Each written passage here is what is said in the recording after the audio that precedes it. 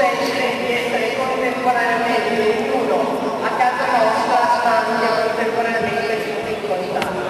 E quindi questo mix straordinario di antichità e di modernità che è la madre e che assomiglia, per questo noi la sentiamo così nostra, assomiglia a quello che non siamo e vogliamo essere come Regione Piemonte.